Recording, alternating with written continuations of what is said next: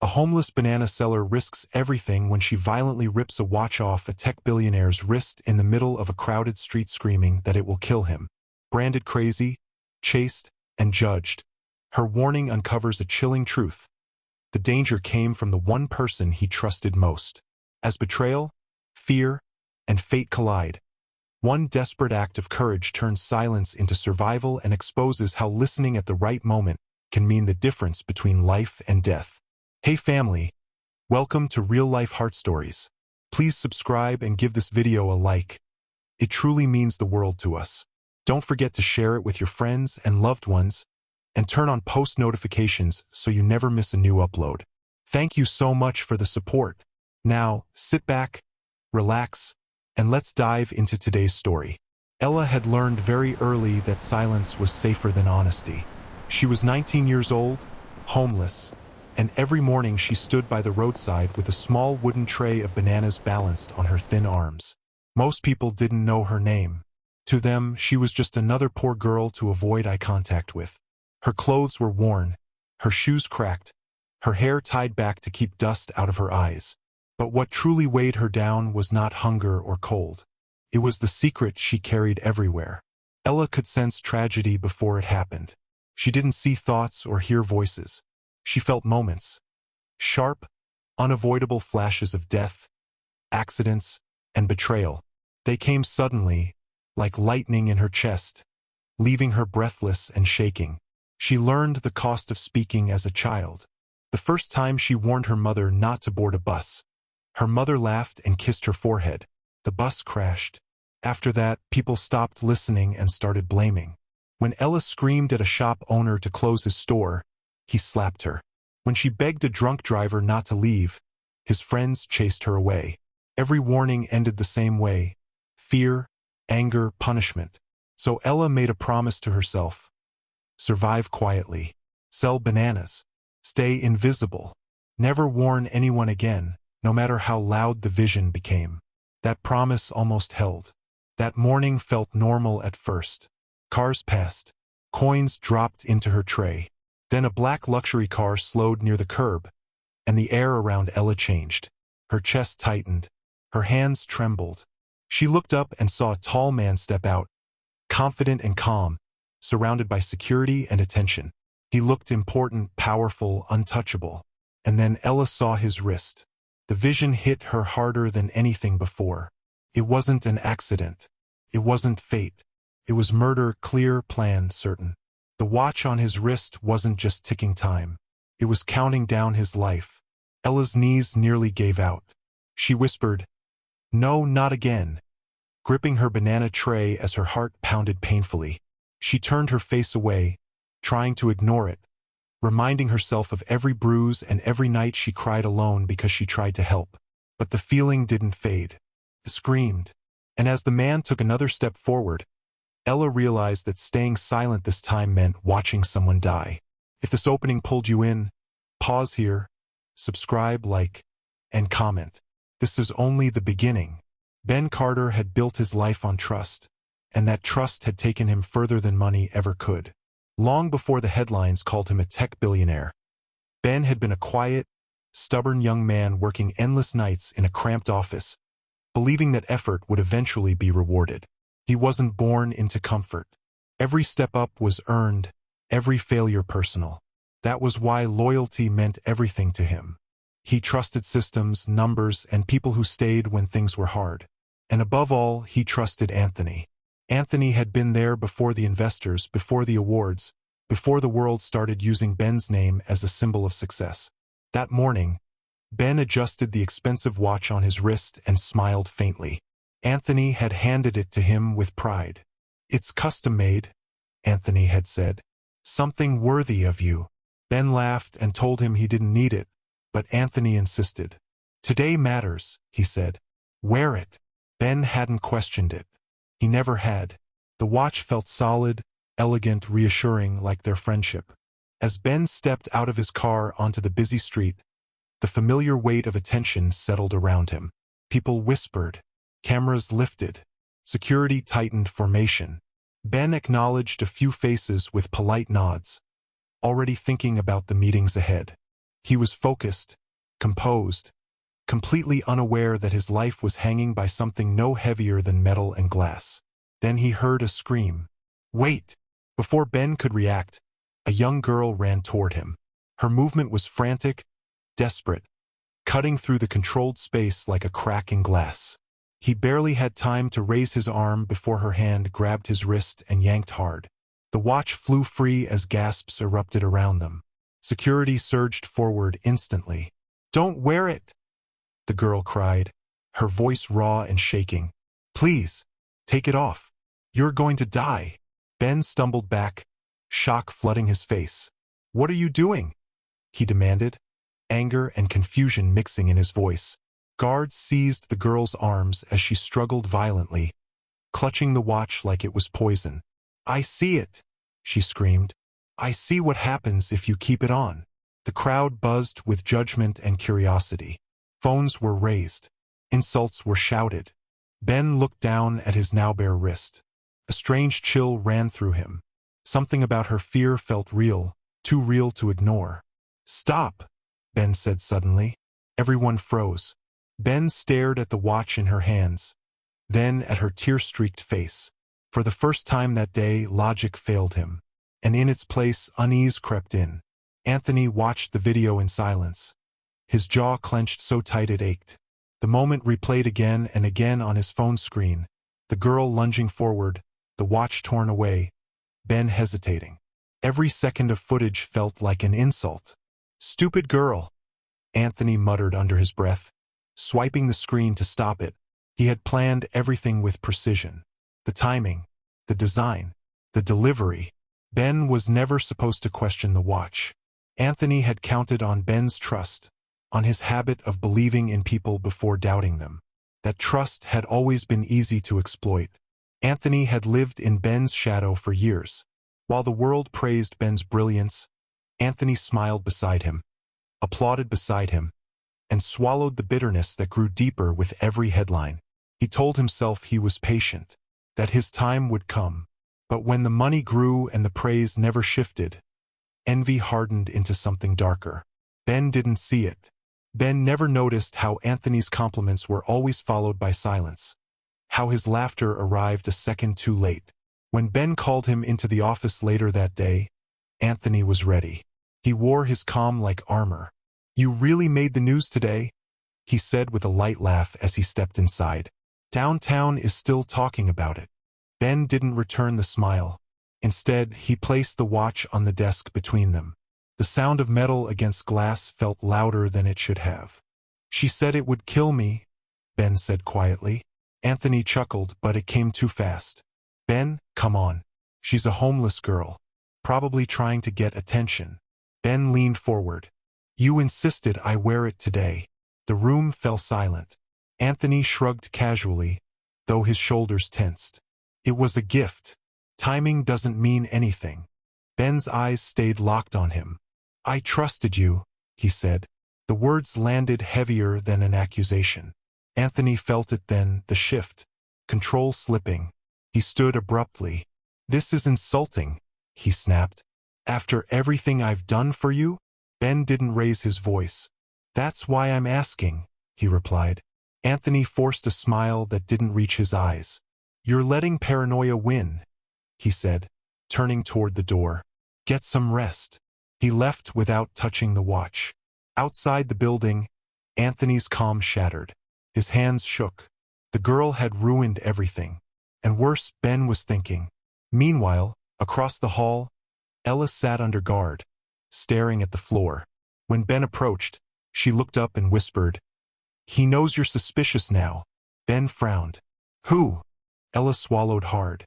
"The one who wants you dead." Ben didn't sleep that night. The watch sat alone inside a sealed evidence box on the table in his private office, its polished surface reflecting the ceiling lights like an unblinking eye. Ben stared at it for a long time, replaying the girl's screams in his head. Logic told him this was nonsense. Fear told him it wasn't. By morning, he made the decision that would change everything. He ordered the watch tested, quietly, urgently, and without Anthony's knowledge. Specialists arrived one by one. Engineers, security analysts, people who understood hidden systems and silent weapons. Hours passed in tense silence. Ella sat nearby, her knees pulled to her chest, eyes fixed on the floor. She didn't want to be there. Being close to powerful people had never ended well for her. When Ben asked softly, "Are you sure?"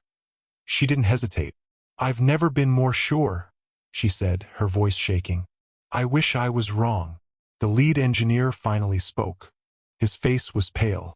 "There's a concealed mechanism beneath the clasp," he said slowly. "Micro-injection. Time-triggered.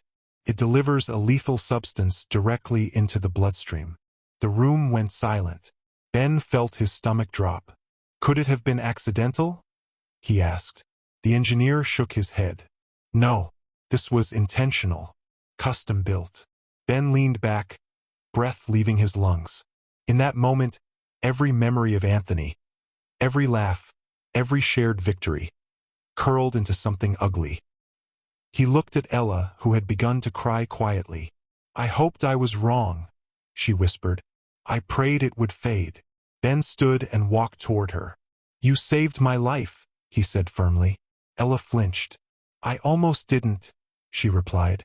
"I almost stayed quiet again." Authorities were contacted immediately, but by the time they moved, Anthony was gone. His apartment empty, his accounts frozen too late.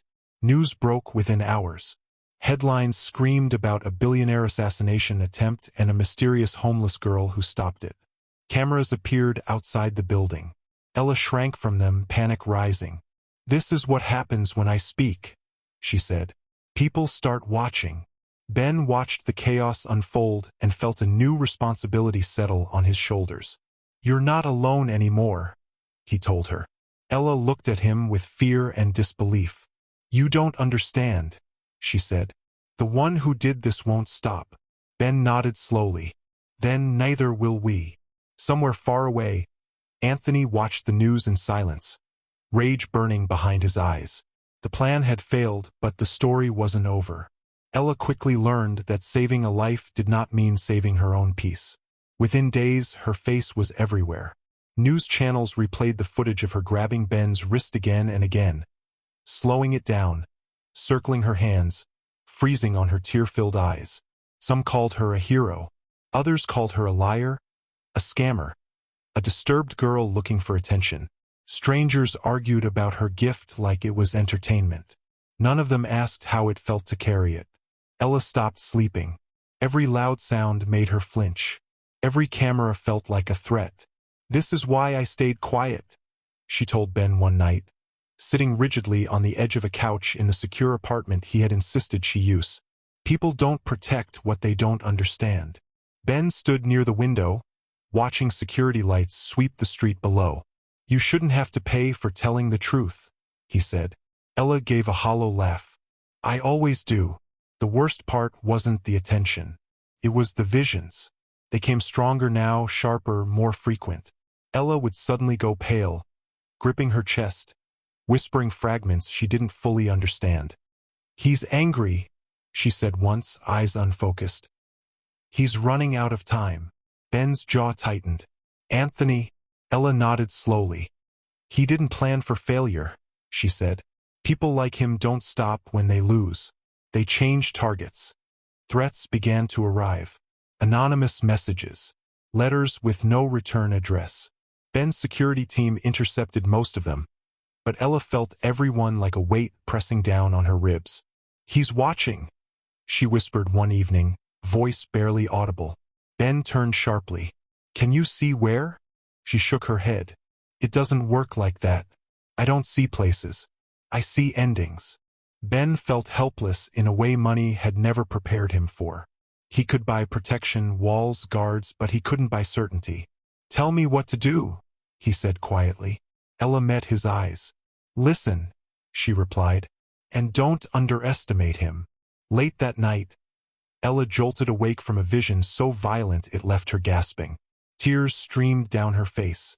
Ben rushed in. "What is it?" he demanded. Ella clutched his sleeve. "If we make one wrong move," she whispered, "someone innocent gets hurt." Ben felt a cold settle in his chest. This wasn't about survival anymore. It was about responsibility. And somewhere in the darkness, Anthony was deciding his next move. Would you stay visible or disappear if you were Ella? Comment below. The message arrived just before dawn. Ben stared at his phone, reading the words again and again as if they might change. It was short, calm, almost polite. We need to talk. You owe me that. No threats. No apologies. Ben didn't need a signature to know who sent it. Across the room, Ella's breath caught sharply. Her hands went to her chest as her face drained of color. This is it, she whispered. Ben stepped toward her. What do you see? Ella shook her head, tears already forming. Not clear, she said. Everything is moving too fast. But it ends today. The words sat heavy between them. Ben knew meeting Anthony was dangerous. He also knew avoiding him could be worse. Then we do this on our terms, he said. Ella looked up at him. Public place, she said quickly. Cameras. People. He won't resist control unless he feels trapped. They planned carefully. Police were alerted but kept at a distance. Surveillance was hidden in plain sight. The meeting location was open, crowded, impossible to escape without being seen. Ben arrived first, calm on the surface, his pulse steady through sheer force of will. Ella stood nearby, every nerve in her body screaming. When Anthony appeared, she felt the air shift. He looked thinner, older. His eyes burned with something unstable. You look well, Anthony said, forcing a smile as he approached Ben. All things considered. Ben didn't return it. You tried to kill me, he said evenly. Anthony's smile cracked. I tried to take what should have been mine. His gaze flicked to Ella, sharp and furious. She ruined everything. As they talked, police moved into position. Anthony noticed. His breathing changed. His control snapped. You think this ends with me in cuffs? He snarled. Suddenly he lunged. Not at Ben, but at Ella. This is your fault, he screamed. Chaos erupted. Ben reacted without thinking. He tackled Anthony to the ground as people shouted and scattered. Ella screamed, collapsing to her knees as the vision she had feared shattered into reality. Officers swarmed in, pulling Anthony away as he thrashed violently. It was supposed to be mine, Anthony cried, tears streaming down his face. All of it. Ben stood shaking, staring at the man he once called his brother. Ella looked up at Ben, her face pale but alive. The vision faded. This time the ending changed. The trial was quiet, but the silence around it was heavy. Anthony sat in the courtroom with his head lowered, no longer the confident man who once stood beside Ben on magazine covers. The evidence was overwhelming. The watch, the mechanism, the messages. When the sentence was delivered, Anthony didn't look up. He didn't look at Ben. He didn't look at Ella. It was as if the world he had tried to steal no longer existed to him. When it was over, the doors closed, and just like that, Anthony disappeared from their lives for good. Ella thought that would be the end for her too. She packed the few things she owned and stood near the exit of Ben's building, her shoulders tense, already preparing herself to return to the streets. This was usually how it went. She helped. She survived. Then she vanished before trouble found her again. Ben watched her quietly before speaking. Where are you going? He asked. Ella hesitated. Somewhere quiet, she replied. Somewhere I won't be seen. Ben shook his head. You don't have to disappear anymore. Ella turned to face him, fear flickering across her face. People around me get hurt, she said. I don't want that on my conscience. Ben met her gaze steadily. People get hurt when no one listens, he replied. And you listen better than anyone I know. What Ben offered her wasn't money or luxury. It was purpose.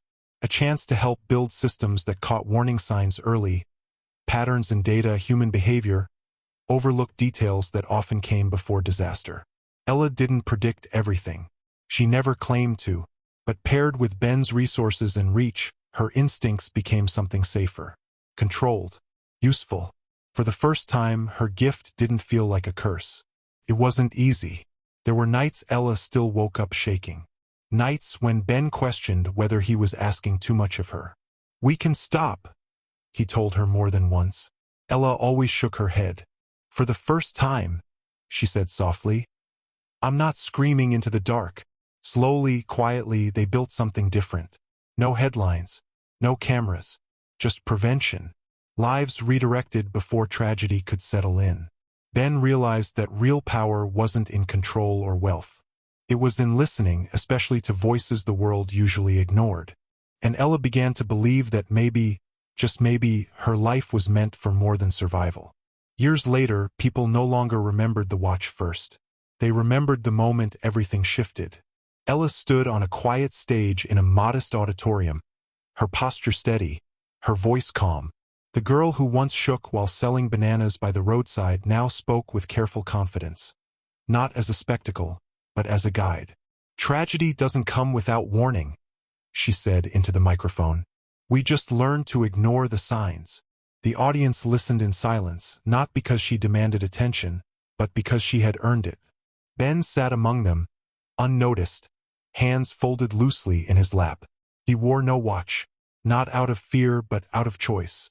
He had learned that time wasn't something you controlled, it was something you respected. As Ella spoke, he thought back to the day she grabbed his wrist, to the fear in her eyes, to how close he had come to never sitting in that room at all. Saving his life had been only the beginning. Together, they had built something that shocked everyone. Not a company, not a headline, not a movement with a face, but a system of listening. Quiet networks that paid attention to overlooked data, ignored warnings, and human instincts usually dismissed. Disasters didn't disappear, but fewer people were blindsided by them. The world didn't know Ella's name, and that was exactly how she wanted it. After the talk, a young girl approached Ella hesitantly. "How do you know when to speak?" she asked. Ella knelt so they were eye level. "When staying silent would hurt more than being heard," she replied gently. The girl nodded, understanding more than words could explain. Ben watched from a distance, a small smile on his face. He had once believed power meant control. Now he knew it meant responsibility. Listening had saved his life. Trusting the wrong person had nearly ended it. But trusting the right one had changed everything. As the lights dimmed, Ella stepped off the stage, no longer running from what she saw, no longer afraid of being seen. The future was uncertain, but it always had been. The difference now was that she wasn't facing it alone. And the world, unknowingly, was safer because one homeless girl refused to stay silent one last time. We've come to the end of the story. I hope you enjoyed it. Leave a like and subscribe to my YouTube channel for more interesting stories.